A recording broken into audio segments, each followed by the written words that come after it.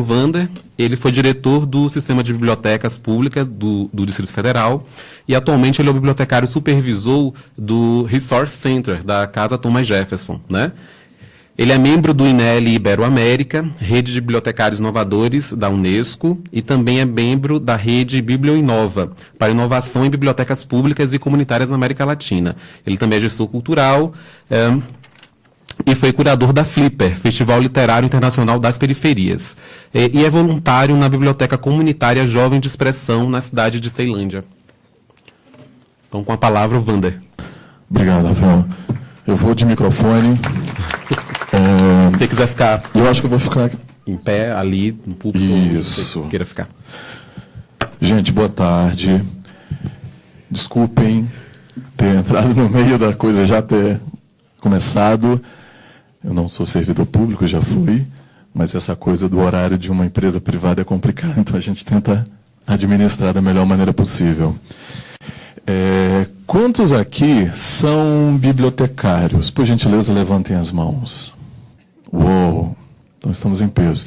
Quantos não são bibliotecários? Por gentileza, só levantem as mãos. Isso. Legal. Temos professores, gestores públicos, que não são professores. Ok. Maravilha. Estudantes, temos estudantes aqui? Que legal. Bacana. São 20 minutos? Ok, vou correr. Eu queria saber quem são vocês, para eu saber a dose do meu veneno. Se eu não podia destilar... Eu sei que nós teríamos alguns parlamentares no primeiro momento aqui, então eu fiquei preocupado. Falei, será que a gente lavar roupa suja perto dos parlamentares é legal? Não, não é legal. Então, eu fiz assim, mas eu precisava saber quem são vocês para que a gente pudesse dialogar. Isso que eu estou me propondo, um bate-papo, um diálogo. Eu não sou pesquisador. Se eu pudesse dizer que eu sou alguma coisa, eu sou comentarista. Não é de esporte, mas eu sou comentarista.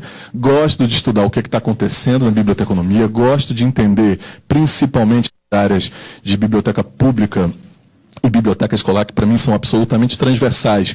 E são é onde eu atuo, é onde eu transito. E eu coloquei esse título provocativo, e que para muita gente eu não sei se vocês conhecem a referência. Precisamos falar sobre o Kevin, Ilações de um Bibliotecário no Divã. Pode passar, por gentileza? É uma brincadeira, um trocadilho com esse filme do We Need to Talk About Kevin, que é uma adaptação de um romance perturbador, né, de uma autora norte-americana. E eu gosto da referência do filme, porque ele é mais visual, mas que vai contar a história de uma criança, de uma família, e uma criança que nasceu e tinha um comportamento muito estranho. E a relação dessa mãe com essa criança foi complicada e conturbada durante toda a adolescência dele, e culminou que não havia diálogo, não havia conversa, não havia aprofundamento para saber o que estava acontecendo para o comportamento daquela criança ser assim, e acabou que essa criança causou um massacre numa escola, matando várias crianças, né? E é muito complicado. É pesado? É pesado. Mas eu queria brincar com essa referência porque nós precisamos falar sobre a biblioteconomia. E esse papo já vem há algum tempo. A gente começou com rumores, e eu estou percebendo que agora as coisas estão começando a ganhar eco. Mas elas não podem só ganhar eco, elas precisam se tornar movimento. Pode passar, por gentileza? Para quem não me conhece, eu já falei, não sou pesquisador, eu atuo na área de biblioteca pública e escolares. O grupo do qual eu faço parte no INEL Ibero-América, que é um projeto da Unesco, a gente vai para o 3º encontro esse ano, e a gente está propondo fazer cooperação ibero-americana, cooperação mesmo, de bons projetos, boas práticas, boas ideias para bibliotecas públicas. Atualmente eu estou na Casa Thomas Jefferson, trabalho monitorando os resource centers deles, que são nossas antigas bibliotecas, não se chamam bibliotecas mais para nós, acho isso genial. Tenho arguição para isso. E eu queria destacar a Liga Bibliotecária, que a Janice falou, porque é uma coisa que surgiu em resistência a uma situação muito complicada de liberdade de expressão, e eu estou falando da nossa classe, não estou me referindo só às pessoas que saíram às ruas para se manifestar e causaram os mais diversos ocorrências policiais e de violência. Eu estou me referindo na nossa própria classe de companheiros e companheiras de classe, o não diálogo, a ojeriza, o não debate, a desinformação, o analfabetismo político. Foi um período muito complicado. E a Liga Bibliotecária, ela surgiu numa forma de falar, peraí, vamos nos reunir os que pelo menos pensam um pouco parecido para que a gente tenha pelo menos o diálogo. E aí o grupo surgiu, hoje está na casa de quase 600 pessoas, né? E de intensa atividade de debate, que agora está se tornando outras coisas. A gente está para publicação, estamos começando a realizar encontros. Então, eu acho, obrigado pela referência, Janice, é isso, o grupo está se desenvolvendo para além só do debate. Pode passar, por gentileza? Amigos e amigas, contexto é tudo. Eu acho que para a gente começar a conversar sobre o que está perturbando, quem é o Kevin e quais são os problemas do Kevin na biblioteconomia, a gente precisa entender um contexto. O mundo não é mais o mesmo. Ele não será mais o mesmo. Mas o pior é que ele está mudando rapidamente. Pode passar, por gentileza? O Brasil é o terceiro maior país de nativos digitais do mundo. Isso é muito bacana porque é uma janela de oportunidades muito legal. Essa criançada está nascendo num contexto digital onde eles se relacionam de uma forma muito diferente do que a maioria de nós aprendemos a nos relacionar. E não estão mais interessados nas técnicas, nas estratégias que nós tínhamos. Isso é fato. Basta ver a maneira como o feed de notícia de um adolescente, segundo a última pesquisa do Grupo para a Democratização de Tecnologia, 87%, né, se eu não me engano, de adolescentes que procuram informações pelo Facebook.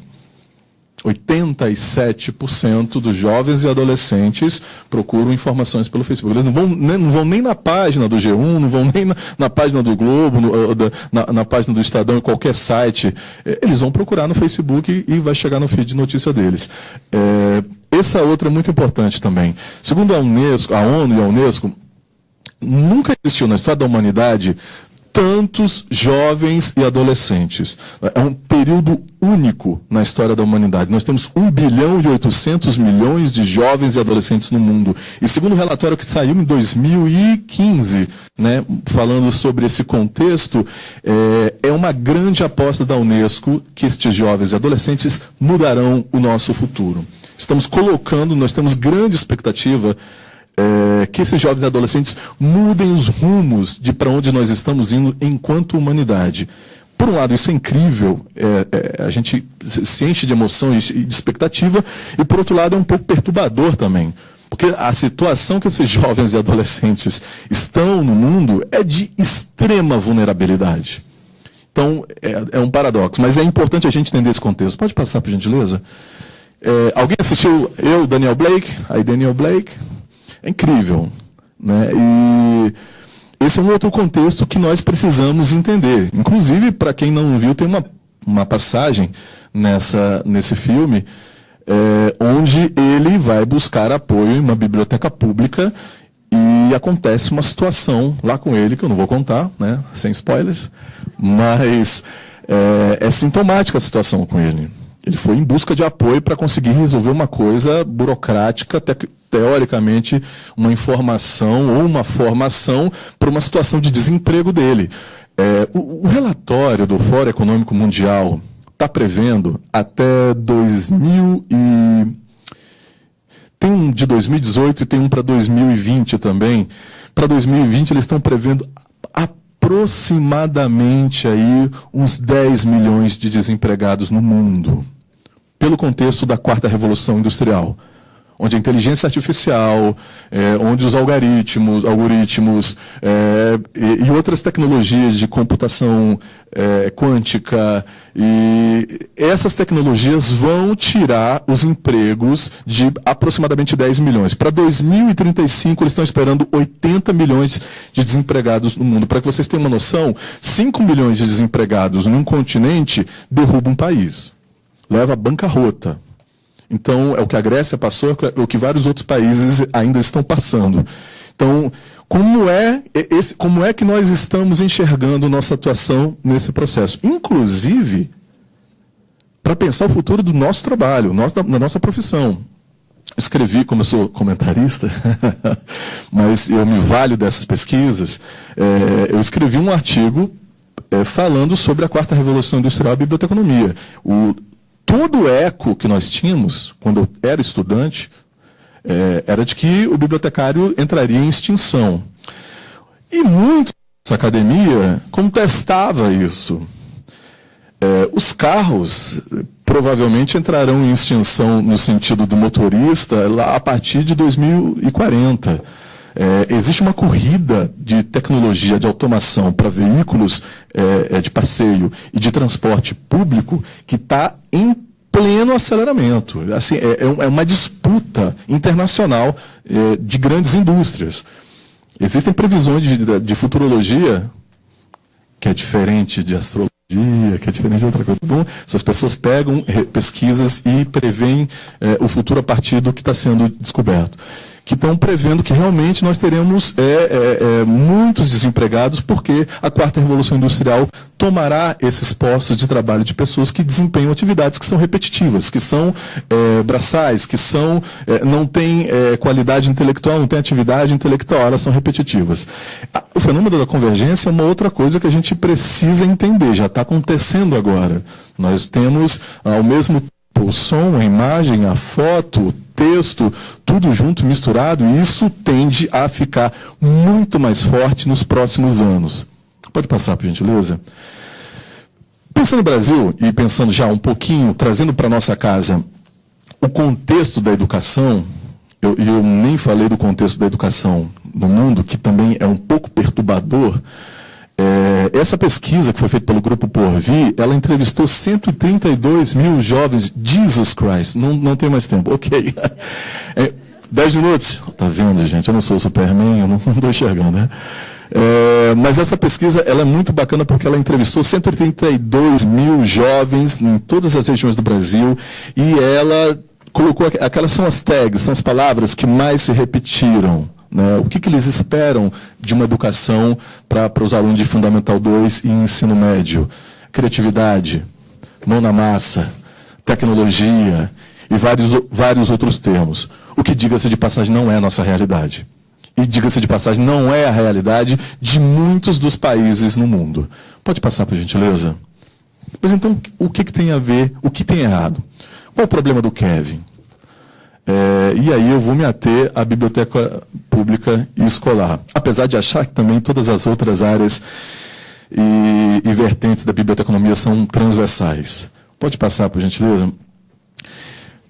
Primeiro, uma coisa que me incomodou durante muito tempo e me incomoda. Gente, eu venho de movimentos sociais. Atuei durante muito tempo sendo ativista em movimentos sociais. Nós aproveitamos uma data comemorativa, no meu caso, como movimento, para que a gente, ao invés de falar sobre as nossas vitórias, que são muito poucas, mas que acontecem, claro, porque a sociedade está em evolução o tempo inteiro, para conversar sobre os desafios. E é por isso que eu me propus a falar sobre o Kevin. É por isso que eu me propus a provocá-los fraternalmente, claro. Há quantas andam a biblioteconomia nossa? E uma coisa que me incomodava profundamente em todos os encontros que eu ia e participava, era o não falar sobre o Kevin. Não falar sobre os nossos problemas, as nossas questões.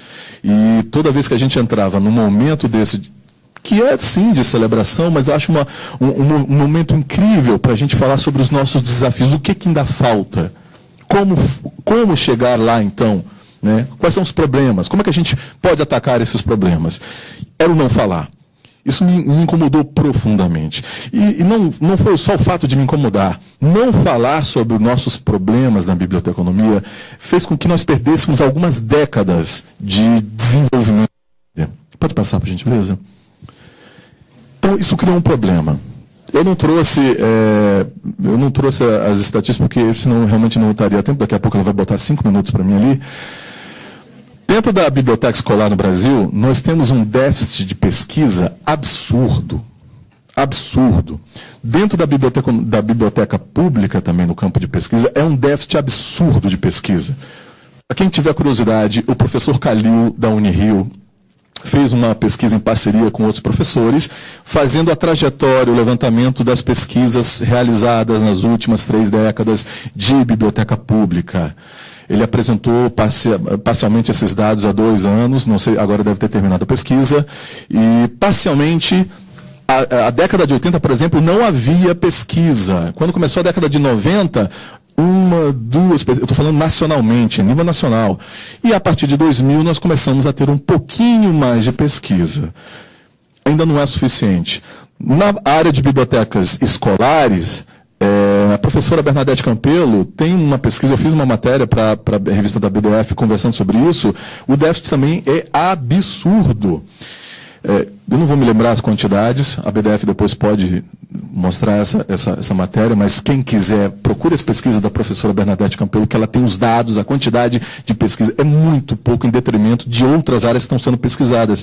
E sabe por que isso é importante? Porque na matemática básica da ciência, se uma área não produz pesquisa, ela não se desenvolve. Não há desenvolvimento, é simples assim. Então, se você não pesquisa em biblioteca escolar, se não pesquisa em biblioteca pública, a área não se desenvolve. Nós vamos ter alguém com uma muleta tentando correr atrás de unidades de informação, de TI, de qualquer outra área que seja o top 10 dentro dos temas da biblioteconomia. Esse dado é o seguinte: existe uma pesquisa da professora Bernadette Gatti, que ela é da área da educação, quem é da área da educação ou transita nessa área vai conhecer, ela é muito importante, uma pesquisadora antiga na área, e ela pesquisou todos os currículos de licenciatura no Brasil, todos os currículos. Um dado que ela levantou, que é alarmante, é que apenas 10% das emendas dos currículos de licenciatura no Brasil aprendem didática. Isso é apavorante, porque fala-se muito em didática, mas estuda-se pouco como ensinar. Então, por isso nós temos um problema muito grande, o Kevin da educação também é muito grande, de professores que não sabem passar uma disciplina, que não sabem lidar com aquela disciplina, não sabem lidar com o ser humano e como fazer esse processo de mediação. Pode passar, por gentileza? Essa é uma mandala que foi construída desse relatório que saiu em 2013, um esforço conjunto do MEC, do Ministério da Cultura, para fazer como é que eles trabalhariam juntos. E eles entrevistaram vários profissionais. Vocês não vão visualizar ali, mas na mandala, onde está a parte de bibliotecas escolares, existe uma demanda muito grande por uma necessidade de formação. Esses profissionais já sentem, enquanto gestores públicos, que não têm formação para atuar em bibliotecas públicas e escolares. Pode passar, por gentileza. Essa informação aqui é do nosso querido Conselho Federal de Biblioteconomia. Eu acho esse um documento super relevante. Aconselho os senhores e senhoras a analisarem esse documento com textos formativos e operacionais das bibliotecas escolares e públicas brasileiras. Eu não vou ler o que eu transcrevi, basta dizer que eles rodaram o Brasil numa série de encontros, uma série de debates com professores, profissionais e alunos, e é unânime a reivindicação de que falta muito nos nossos currículos de biblioteconomia. E nesse momento eu começo a fazer a minha destilação de veneno. Do bem, fraternalmente. Estamos falando aqui de universidade, gente. Pode passar, por gentileza. Nós estamos falando de um momento estratégico, fundamental e essencial para uma série de questões que estão nos atormentando enquanto profissionais agora. Se nós temos bibliotecários que passam 5, 6, 10 anos numa instituição pública, até entender o modus operandi da administração pública, é porque nós não vimos, e muito menos passou em algum momento, pensar, estudar a gestão pública e a administração pública num curso de biblioteconomia.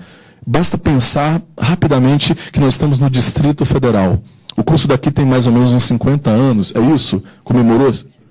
63? 63, um pouquinho mais velho ainda. E nunca pensamos na capital administrativa do país em ter uma disciplina obrigatória de gestão pública. Nunca passou pela cabeça de ninguém que o serviço público aqui no Distrito Federal é um dos maiores empregadores com concurso? Pode passar, por gentileza? Essa daqui. Essa daqui é o seguinte, são recomendações do próprio documento, que eu também acho muito legal, e que eu não quis trazer recomendações minhas ou pensar como agir, porque ele sintetizou muito do debate que a gente já vem fazendo. A universidade precisava, mas agora a gente está falando precisa, porque o nosso tempo também é muito curto, pensando no futuro do trabalho. Como é que nós vamos dar uns 180 graus na nossa educação para a biblioteconomia? Pode passar. Eu deixo duas dicas fraternas para vocês. A gente pode conversar mais depois no debate. Adoraria conversar sobre isso. O primeiro é o seguinte, gente. De tudo que a gente já viu de história da biblioteconomia e de que eu vi fora do país também, o nosso radical ainda é conservador, extremamente conservador. Seja aqui em Singapura, seja no Canadá, ou seja em qualquer lugar no Japão, nosso radical ainda como bibliotecários é conservador. Então qualquer ação que você julgue ser muito futurista para o seu modus operandi, para a instituição que você trabalha, ainda é conservadora. E meu grande conselho é: pense para frente. Se você falar que, nossa, eu estou indo para frente, não, tenho que ir mais, porque nós ainda somos no cerne conservadores. E a próxima, por gentileza, parece uma piada, parece uma brincadeira, mas se formos pensar o que todos os documentos que estão falando sobre o futuro da educação, o futuro do trabalho na biblioteconomia, com 100%, em alguns casos, 99% de risco de extinção, dizem, é que quem não se movimentar vai entrar para a extinção. Quem não sair do lugar, quem não ousar, será engolido, estará morto, profissionalmente falando. Então, eu gostaria de agradecer, pode passar, por gentileza, e adoraria trocar uma ideia com vocês no nosso bate-papo aqui. Obrigado pela presença.